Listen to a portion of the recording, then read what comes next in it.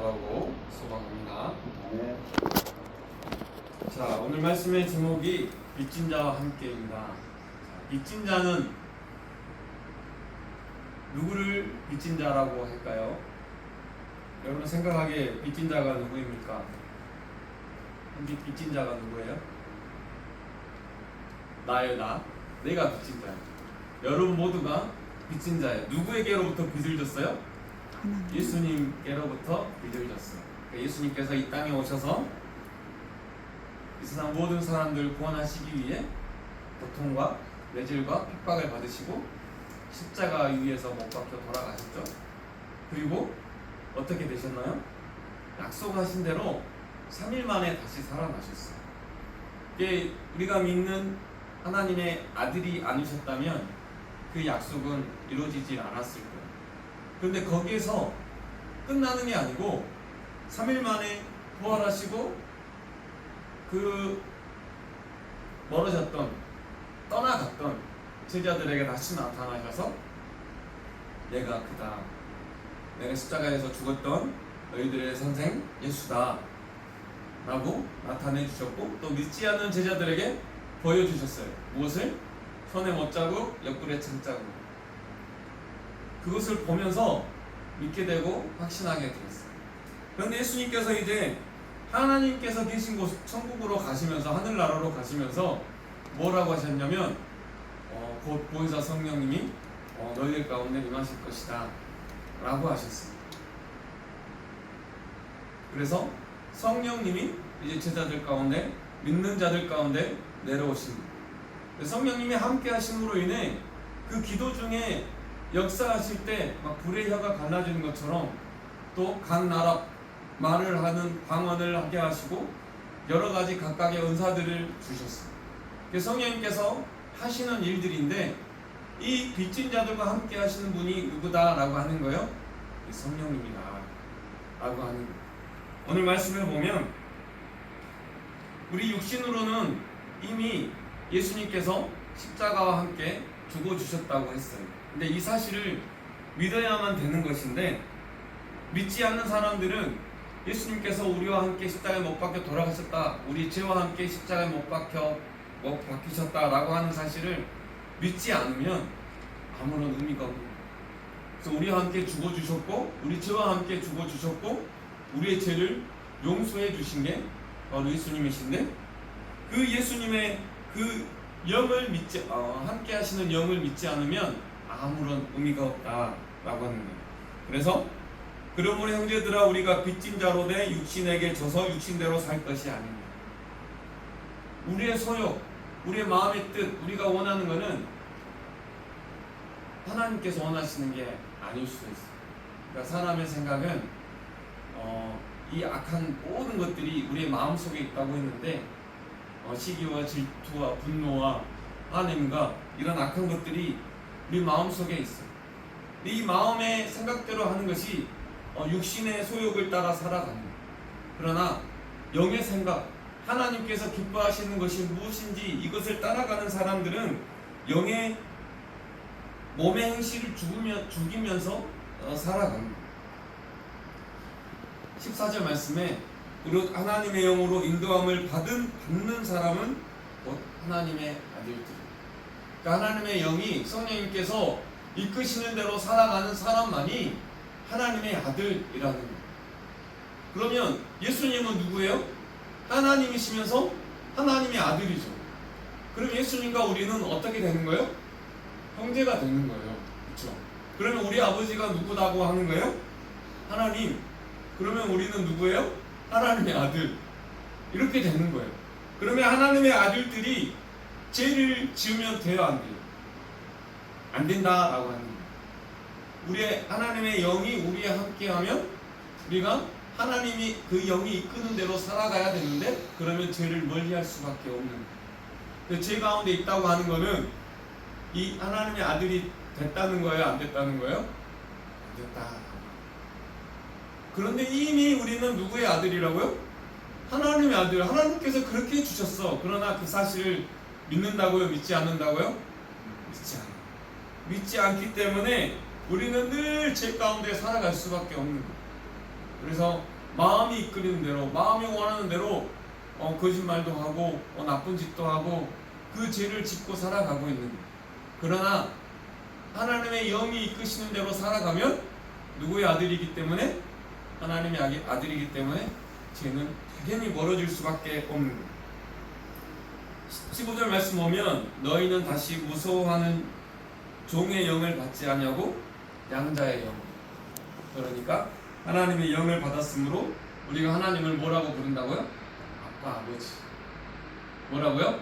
아빠. 아빠, 아버지. 그럼 하나님은 우리의 무엇이 되시는 거예요?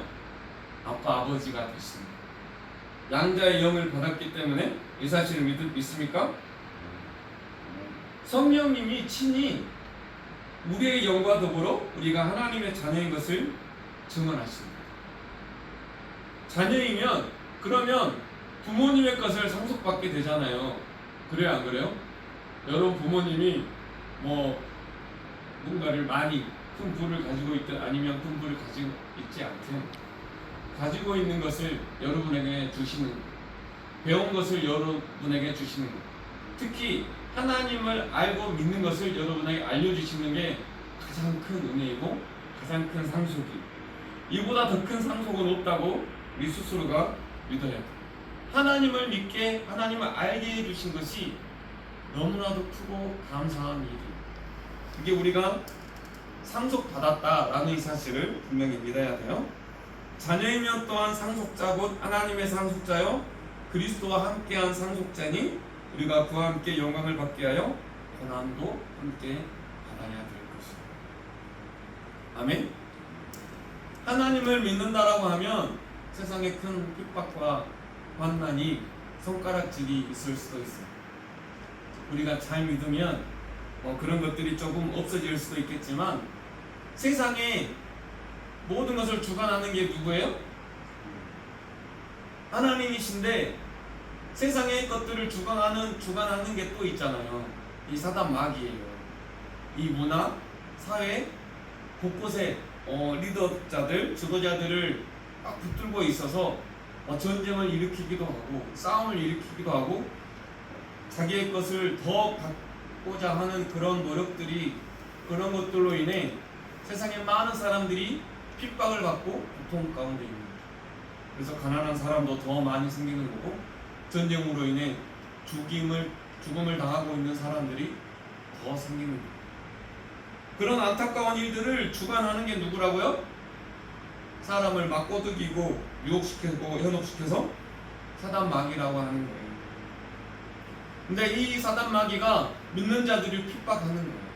근데 핍박해가지고 어떻게? 하나님으로부터 멀어지게 만드는 거예요. 하나님을 믿지 않게 만드는 거예요. 이미 상속받은 우리를 그 상속자가 아니게끔 너희는 상속받지 않았어 이렇게 유혹하고 현혹시켜서 죄 가운데 있을 수밖에 없게 만드는 게 이 사단 마귀가 하는 거예요. 그래서 결국 어떻게 해요? 하나님으로부터 멀어지게 하고 결국 어떻게 해요? 하나님을 제대로 믿지 않고 죽으면 어디 간다고요? 지옥에 갈 수밖에 없게 만드는 게 사단 마귀의 역할이에요. 그런데 세상 사람들이 그와 같은 것들을 알아요? 알지 못해요. 모르면서 당하는 게 정말 속상하죠. 생각하는 현재의 고난은 장차 우리에게 나타날 영광과 비교할 수 없다라고 말씀하고 있습니다. 그러니까 우리가 지금 당하고 있는 이 현실 속에서의 고통과 아픔과 슬픔과 눈물은 장차 받을 축복에 비할 수가 없다라고 하는 거예요. 그 장차 나타날 영광에 비할 수가 없다라고 하는 거예요. 피조물들이 19절 말씀에 고대하고 기다리고 기대하고 있는 것은 하나님의 아들들이 나타나는 거예요. 그러면 어떤 것을 기다리고 있어요? 세상 모든 사람들이 다시 오실 예수님을 기다리고 있잖아요. 왜요? 이 말씀으로 약속하셨기 때문에 그날이 언제일지는 아무도 알지 못하지만 예수님도 알지 못하고 오직 누구만 아신다고요? 하나님만. 그러나 약속하신 대로 예수님이 오신다라고 하셨어요. 그래서 믿는 자들이 기대하고 고대해야 될 게 뭐예요? 오실 예수님이에요. 그러면 어떻게 맞아야 되겠어요? 같은 형제로서 맞아야 되겠어요? 아니면 종으로서 맞아야 되겠어요? 이 종으로서 맞는다라고 하는 건 이미 패배해버리고 만 거예요. 이미 양자의 영을 주셨고 상속해 주셨는데 그것을 포기하고 다시 종이 되었다라고 하는 건 하나님을 믿지 않는 거잖아요. 그럼 예수님도 기다리지 않는 거예요. 그러나 양자의 영도 받고 그래서 현재 신분으로서 예수님을 기다린다고 하면 이미 하나님의 아들로서 맞이할 준비가 되어 있다라고 하는 거예요. 나 스스로 한번 돌아봐야 될 필요가 있어요. 나는 예수님의 그 사랑과 그 고통과 그 죽음을 믿고 이해했는지 깨달았는지, 그리고 성령님께서 우리 가운데 역사하시는 것, 내 안에 역사하신 것을 믿고 있는지, 그러면 그 성령님을 통해서 내가 하나님을 아빠 아버지라고 부를 수 있는지, 그러면 장차 오실 예수님을 기대하고 또 소망하고 있는지, 지금의 현실과 이 상황을 그냥 비관만 하고 있고 낙관만 하고 있는지, 아니면 나중에 있을 그 영광을 소망하고 기대하고 있는지 살펴봐야 돼요. 오늘 말씀의 제목처럼 빚진 자와 함께 누가 해주신다는 거예요? 성령님. 성령님께서 우리와 함께 해주시고 친히 동행해 주셔서 어려운 문제를 이겨낼 수 있는 지혜와 용기를 주시고, 또 우리가 믿는 그 믿음에서 흔들리지 않고 넘어지지 않고, 또 혹시나 넘어지더라도 이겨낼 수 있는 용기와 지혜를 주신다라고 합니다. 이 성령님과 함께 기대하고 소망하는 것이 결국은 무엇이라고요? 다시 오실 예수님, 그리고 성령님과 함께 우리의 믿음과 이 신앙을 잘 지켜내는 것, 그런 것들이 바로 우리가 해야 됩니다. 여러분 성령님과 동행하고 계십니까? 아멘? 아멘. 할렐루야. 성령님은 우리와 늘 함께 해주시려고 준비하고 계십니다. 성령님, 자 따라합니다. 성령님, 제 안에 온전히 임해 주시옵소서. 제 안에 온전히 임해 주시옵소서. 온전히 동행해 주셔서 온전히 동행해 주셔서 어려운 문제 잘 이겨내게 해 주시옵소서. 어려운 문제 잘 이겨내게 해 흔들리지 주시옵소서. 않게 해 주시옵소서. 흔들리지 않게 해 주시옵소서. 문 밖에 서서 두드리노니, 그러면 우리가 열어주면 들어오시는 거예요? 안 들어오시는 거예요? 들어오시는 거예요. 그러면 우리 가운데 성령님께서 함께 하시면 우리의 죄들이 보여지게 돼요. 그러면 그 죄들이 보여지면 어떻게 해요? 용서를 구할 수밖에 없죠. 그러면 당연히 회개할 수밖에 없어요. 성령님과 동행하면 우리는 깨끗해질 수밖에 없어요. 죄로부터는 멀어질 수밖에 없어요. 그러나 나의 생각이 강해지면 성령님 또한 멀어질 수밖에 없어요. 나의 생각을 주장하기보다 하나님의 뜻을 생각하면서, 하나님의 그 마음을 생각하면서 내가 해야 될 것은 무엇인지, 결론은 정해졌잖아요. 무엇을 준비하는 거예요?